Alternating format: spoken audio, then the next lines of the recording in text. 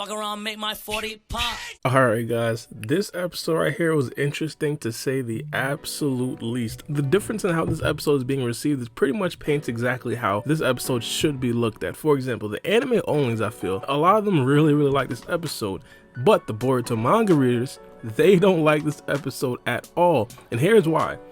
The actual contents of this episode was absolutely amazing, off the charts. A whole bunch of things happened. Isshiki Otsutsuki was revived. We found out that Kashin Koji is a clone of Jiraiya. Kawaki's karma seal is completely gone. Sage Kashin Koji is now a thing. A bunch of things like that happened, but how it looked didn't match the actual intel that we got in this particular episode. For the Boruto manga readers, Kashin Koji vs Isshiki Otsutsuki is one of the best fights of all time, but in the Boruto anime, it wasn't animated like that. This episode right here really reminds me of Boruto episode 198 and episode 199. Specifically, that episode was Delta vs Naruto. Now in those episodes, I even made a video about this. The animation staff behind those episodes were absolutely impeccable. I even named it a dream team, better than what I named the past episode. But the actual animation in the episode did not look good. Studio Baara was behind it, a lot of the big animators, Ichiro Uno, a bunch of stuff like that. But they didn't put a lot of effort in that episode right. I think that was because a couple episodes later, they were going to be working on Naruto and Sasuke versus Jigen, which obviously, arguably to this day, is probably like the second best looking fight that we've ever seen in the whole series of Boruto. Isshiki Otsutsuki is going to inevitably fight against Naruto and Sasuke. I'm thinking that this episode right here was sacrificed because we're going to get that fight in a couple of days, and again, that fight in itself is probably going to also be a top 3 episode that we've ever seen before. So because there was a lot of the big names on this one, Studio Baara had a lot of the big animators and stuff like that, they're probably also working on that episode, probably not simultaneously, but they're saving a lot of the budget for that specific episode right here. If that fight right there looks absolutely impeccable, no one is going to care about how this episode right here actually looks. But all in all, just looking at this episode in totality, I liked it. Just the information, the sheer amount of information, the sheer amount of plot progression. But the first thing that I do want to talk about has to be Isshiki Otsutsuki actually getting revived. Among the appearance of Isshiki Otsutsuki, one of the biggest things that we have to look at has to be his brand new dojutsu. Now, the actual name of the dojutsu has not actually been named as of yet. Some people do have some theories about exactly what it's going to be, but it hasn't necessarily been completely confirmed as of yet. Here's the thing though. This right here is absolutely amazing. Ever since we've seen Naruto Shippuden, we've seen Pain and everything like that, there's only really been a couple of dojutsus that we've really seen on this level. Obviously, there are some lesser dojutsus, but this right here is completely different. Like, we've seen the Rinnegan, we've seen the Byakugan, we've seen the Tenseigan, we've seen the Sharingan, things like that. But now this right here, completely different scale. And I do wonder if we're going to actually get to see multiple other people with this same dojutsu, or if this right here is just something unique to Isshiki Otsutsuki. Regardless, I think that this right here was definitely needed, because if Isshiki Otsutsuki just came out with the regular Rinnegan, it would have seemed a little bit repetitive. Now the question is going to be, how strong is Isshiki Otsutsuki? Now I think obviously he's going to be much stronger than he was in his Jigen form.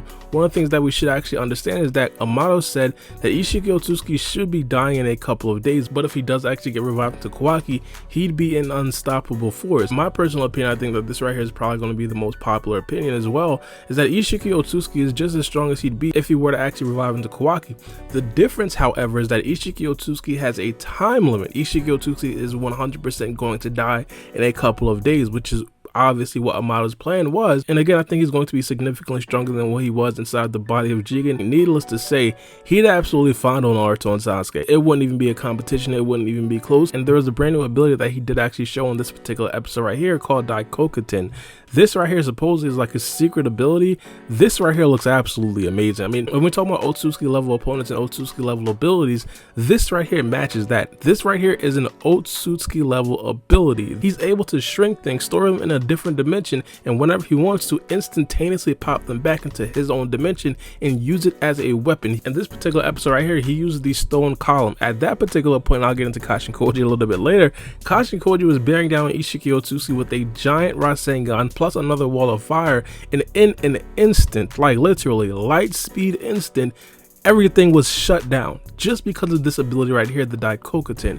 This right here is absolutely insane. Like, we kind of thought that before it was a little bit OP that he was able to, you know, use those rods to instantaneously pierce his enemies. Now he can use that like times 1,000 with these stone beams or stone rods or whatever he has stored into the other dimension. Now specifically, it wasn't necessarily completely explained in this episode, and they're going to explain a little bit more in the next episode.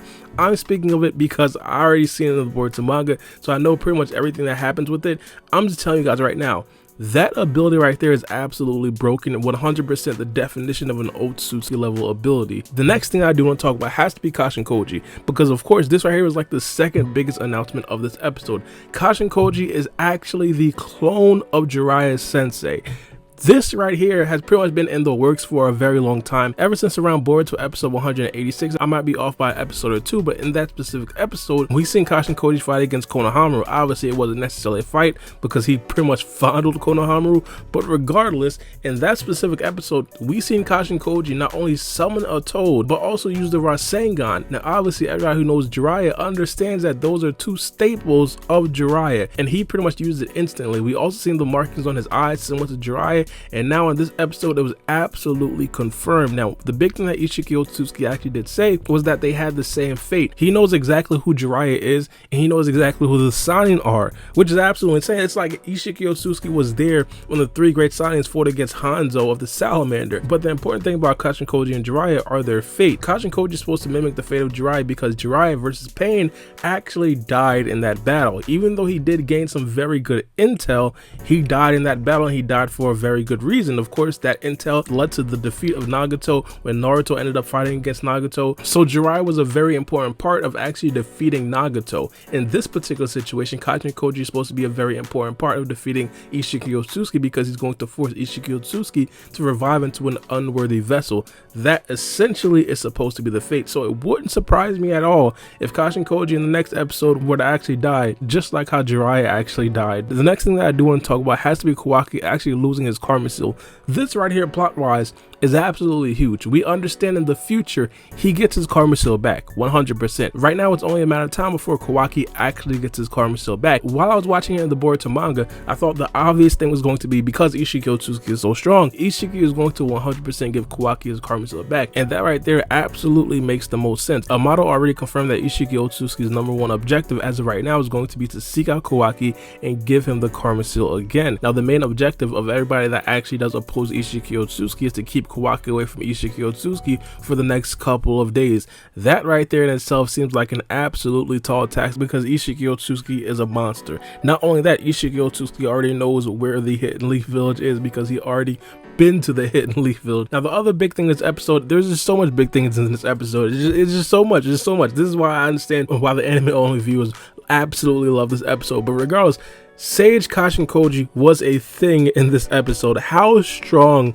is Sage Kashin Koji? I mean, he obviously has Sage mode because he is the clone of Jiraiya Sensei. I wouldn't necessarily say he was trading hands with Isshiki Otsutsuki because Isshiki Otsutsuki was blocking everything. He was obviously a step faster than Kashin Koji. This right here, this Kashin Koji right here, he makes me feel like he's on the level of like a Naruto or Sasuke. And this right here is something that we didn't necessarily get in the Boruto manga. In the anime, it made Kashin Koji seem a little bit stronger than he was in the Boruto anime. And partly the reason for that is because Kashin Koji in the Boruto manga was barely there. Like the scenes were absolutely short. The anime expanded the scenes a little bit more, showed a little bit more abilities from Kashin Koji, and that right there made him seem a little bit more stronger. But regardless, all in all, we still don't know. And obviously, if he does die in the next couple of episodes, it probably wouldn't even matter. But my personal opinion, if you guys didn't like the animation or like the animation, whatever you guys felt about the animation and how the actual episode looked, you guys cannot deny the fact that they brought a bunch of information in this particular episode right here. And we're probably going to look back to this episode, like it or not, for a very long time, just drag